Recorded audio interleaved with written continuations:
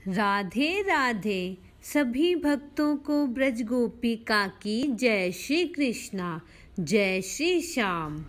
आज हम जानेंगे कि पितृपक्ष में विशेष तौर पर पंचबली भोज किस प्रकार दिया जाता है और क्यों देते हैं तथा किस किस को यह पंचबली भोज दिया जाता है। क्या है पंचबली भोज, तो आइए जानते हैं।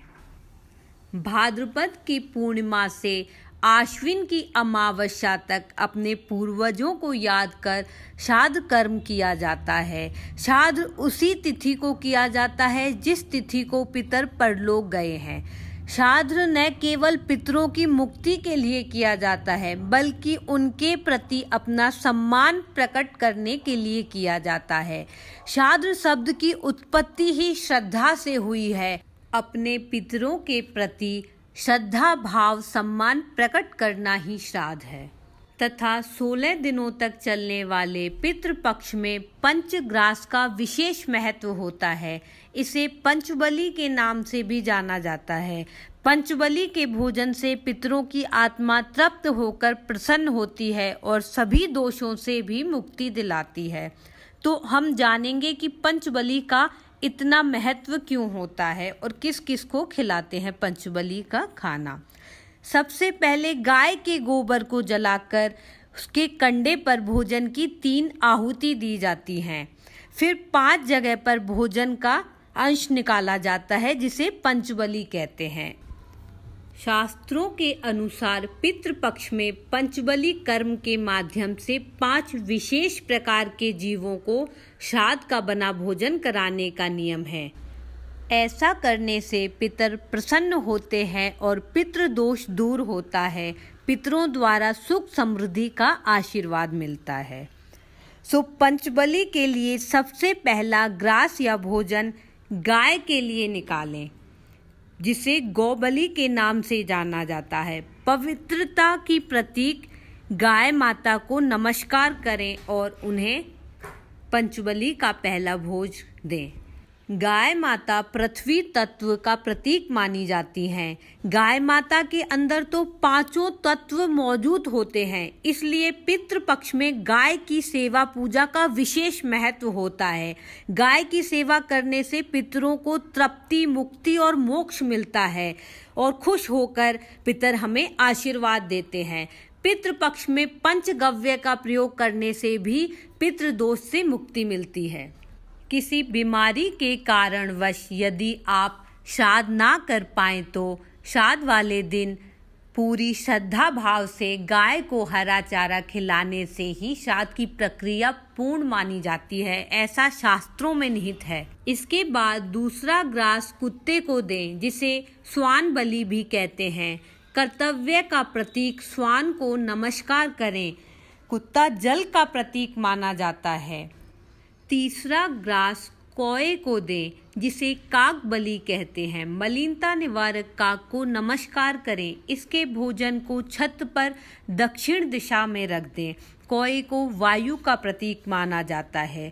कौआ यमराज का संदेश वाहक है। श्राद्ध पक्ष में कौए को खाना खिलाने से यमलोक में पितर देवताओं को तृप्ति मिलती है। कहा जाता है कि अगर कौआ अन्न खा ले तो यमराज खुश होकर उनका संदेश उनके पूर्वजों तक पहुंचा देते हैं। कौए के रूप में साक्षात आपके पूर्वज आपके खाने को ग्रहण करते हैं, ऐसा माना जाता है। चौथा ग्रास देवताओं के निमित्त दिया जाता है। देवता आकाश तत्व के प्रतीक माने जाते हैं तथा चौथे ग्रास को देव बलि कहा जाता है। सर्व शक्तियों में निमित्त देवों को नमस्कार करें तथा इस ग्रास को या तो जल में प्रवाहित कर दें या किसी कन्या को दे दें या गाय को खिला दें। अंतिम और 5वां ग्रास चींटियों के लिए सुनसान जगह पर रख दें। चींटियों को अग्नि तत्व का प्रतीक माना जाता है, जिसे पिपलिकादि बलि के नाम से जाना जाता है। श्रम निष्ठा और सामूहिकता का प्रतीक चींटियों को नमस्कार करें। इन 5 को आहार देकर हम 5 तत्वों के प्रति आभार व्यक्त करते हैं तथा पंचबली के बाद ब्राह्मण को आदर पूर्वक बुलाकर भोजन कराएं और फिर दान दक्षिणा देकर आदर सहित विदा कीजिए।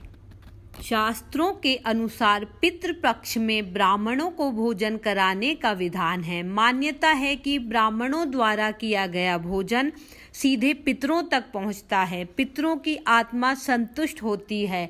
ब्राह्मणों के साथ वायु रूप में पितर भोजन करने आते हैं, इसलिए ब्राह्मण भोजन के बिना श्राद्ध की परंपरा पूर्ण नहीं मानी जाती। श्राद्ध सुबह जल्दी और शाम को नहीं करना चाहिए। दोपहर का समय पितरों का माना गया है, 11 बजे से 1 बजे के बीच में। भोजन के लिए ब्राह्मण को सत्कार से बुलाएं और दक्षिण दिशा की ओर मुख करके बैठाएं, क्योंकि दक्षिण दिशा यम की दिशा मानी जाती है।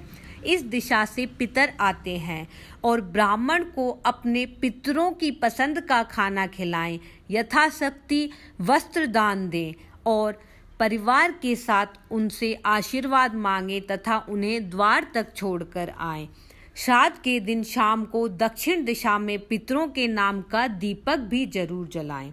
पितृपक्ष में श्राद्ध से बढ़कर कोई कल्याणकारी कार्य नहीं है। शास्त्रों में पितरों को देवतुल्य माना गया है। वह देवताओं की तरह प्रसन्न और नाराज हो जाते हैं। उनके प्रसन्न होने से सभी समस्याओं से मुक्ति मिल जाती है तथा घर में सुख समृद्धि और संपन्नता बनी रहती है। इसमें संदेह नहीं करना चाहिए तथा पितर खुश होकर हमें आशीर्वाद के रूप में भक्ति भावना, सुख शांति और खुशहाली देते हैं। अपने वंशज परिवार के सदस्य जब पूर्वजों के निमित्त यह सब करते हैं तो वो संतुष्ट हो उन्हें आशीर्वाद देते हैं और परम गति को प्राप्त होते हैं। बोलिए पितृदेवता की जय। ओम पितृदेवताय नमः। हम सभी के पितृदेवता हमारी श्रद्धा भावना से खुश होकर हमारे ऊपर अपनी कृपा दृष्टि का आशीर्वाद सदैव बरसाते रहे। इसी भावना के साथ उनके चरणों में बारंबार प्रणाम।